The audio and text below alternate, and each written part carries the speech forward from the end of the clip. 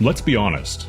We could get deactivated tomorrow, and there's little to nothing we could do about it. Sure, we're not employees, but we are playing in their sandbox, and all it would take is one allegation, and we'd be done.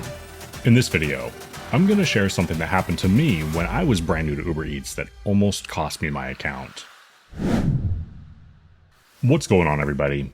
I'm Zach Drives Fast for the RideShare Guy, and in this video, we're going to talk about liars, cheaters, and thieves, and how one of them almost cost me my account, and how I protected myself from it. You're not going to want to miss this one.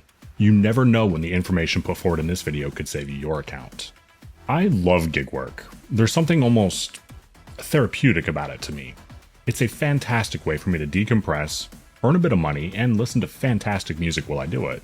However, it's not all sunshine and rainbows. I am hyper aware that there are some less than ethical customers out there who do not care if we lose access to our apps and therefore part of our income. I know this because it almost happened to me very early on into me driving for Uber Eats. I've been driving for 3.5 years now, and I'm happy to say I've had remarkably few incidents, for lack of a better word. And partially, that's due in part to the market I drive in. However, it's also because I am exceedingly careful about what I'm doing. Like most delivery drivers, I started out on just Doordash, and I did that exclusively for a few months. Every driver has that period where they're getting to know their market, and for me, it's while I was only using Doordash. Fast forward a little bit. I now know that Doordash is one of the least paying apps in my market. Having said that, it did teach me the market knowledge that I needed to succeed moving forward. After driving for Doordash exclusively for several months, I then got activated on Grubhub, which further increased my market knowledge. I drive in a market that's mainly apartments, and if I had to wager a bet, I'd say that in the first few months of me driving, I had probably been to damn near every complex in my market. Keep that in mind. It's going to be relevant in a moment. Fast forward another few months, and I get activated on Uber Eats. Look, as a content creator, I hear it all. The good, the bad, and the ugly. I've had more new drivers tell me that they got deactivated from Uber Eats than just about any of the other apps combined. In fact, even relatively small things that were clearly an accident are enough to get a brand new Uber Eats driver deactivated. Matter of fact, there's a driver in my market who was deactivated his first week of doing Uber Eats because he swapped the order of a double. This was obviously a mistake, but it was a mistake nonetheless, and one that cost him his account. Drivers get a ton of bad press. We've all seen the videos of some driver somewhere eating somebody's food or flat out stealing it. So, needless to say, stuff like that hurts their public image, and Uber Eats does not want drivers like that on their platform. The problem is, some less than ethical customers will make that claim even when it's not true, which is exactly what happened to me.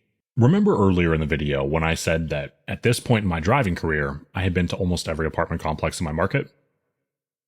That day was no different, and I found myself at a complex I had been to probably dozens of times. With this specific delivery, I actually had several safeguards. The fact that I had been there several times already, the big-ass map with the building numbers right when you drive into the complex, and my then-girlfriend looking at the addresses as well. Being as that I had been there several times, I pulled right up to the correct building, but still verified the address, as did my passenger. We were definitely in the right place. There was nothing out of the ordinary, and it was an average delivery. I got this lady's Mexican food delivered and accepted another order. Fast forward about another hour, and I am now sitting down for dinner at a restaurant when my phone rang. When I picked up the phone, there was a very polite lady on the other end. She told me she was from Uber support and asked if I had delivered the Mexican food. Needless to say, I said yes. Turns out, this customer was trying to pull the order never arrived scam. And keep in mind, my Uber Eats account was brand new at the time. Hell, I didn't even have a rating at that point. Uber had no baseline on me at this point, so for all they knew, I could have taken the order. Here's how I handled the situation. Despite being incredibly pissed off, I stayed calm and polite. When you jump straight to being defensive, it makes it look like you're trying to hide something.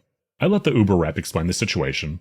I stayed quiet and I didn't interrupt until it was my turn to speak. When she finally stopped talking, I told her that I'd been driving for other apps for about 6 months, and despite my Uber Eats account being brand new, I knew that complex incredibly well. After explaining that, I asked her to take a look at my GPS data for that order and told her it would most certainly show that I was at the correct building. I also asked her to take a look at the delivery picture because I try to do something very specific with those whenever I can. I find myself taking my delivery photos at weird angles a lot of the time, and I do this so the address is visible along with the food. In this case, it was an apartment, so it was showing the apartment number instead of the address.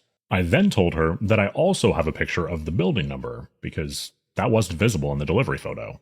At this point, the representative was satisfied that I was in fact in the correct place, and nothing further came of it. The picture showed the correct apartment number, and my GPS data showed that I was in the correct building. In addition, I had a picture of the building number as well. Admittedly, I got very lucky because they don't always call. However, because they did, it gave me the opportunity to respectfully defend myself. When I asked Uber to check the GPS, the long pause indicated to me that they hadn't done that, let alone considered it. Unfortunately, we will never be able to stop customers from taking shots at us. However, we can almost always take steps to cover our own ass and protect ourselves on every delivery. Whenever possible, try to take your delivery photos in a way that shows the house or apartment number visible in the picture. That will stop most scammy customers in their tracks. In addition, take a picture of their house, building number, apartment number, whatever may help you in the future, and keep it on your phone for a couple of weeks. The gig apps don't always give you the specifics of the delivery in question, so the more documentation you have, the better. Hell, if you need to, send them every picture you've taken in the last 2 weeks. Let them sift through them.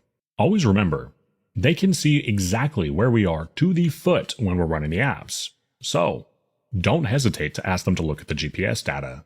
And finally, even if you've been to that place 100 times before, always verify the building number.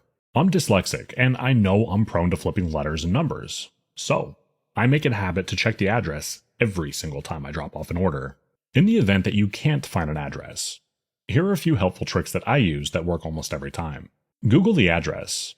If it's a house and it's ever been put up for sale, there will be a listing on a site like redfin.com or realtor.com, and there will be pictures. Apartments.com works great for, well, apartments. Knowing what the place looks like is exceedingly helpful, especially if you're delivering on a busy road and have somebody riding your ass behind you, or you're delivering at night. Something else you may want to consider trying is finding a utility box. These almost always have the building number on them. This is typically the most helpful for apartments. Lastly, if all else fails, just call your customer and verify you're in the right place. Say something like, "Hey, I think I'm here, but I would hate to accidentally feed your hungry neighbor. Do you mind just peeking outside and verifying I'm at the right place?"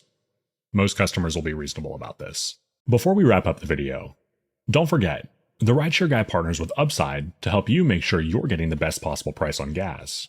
If you haven't tried Upside yet, you really should.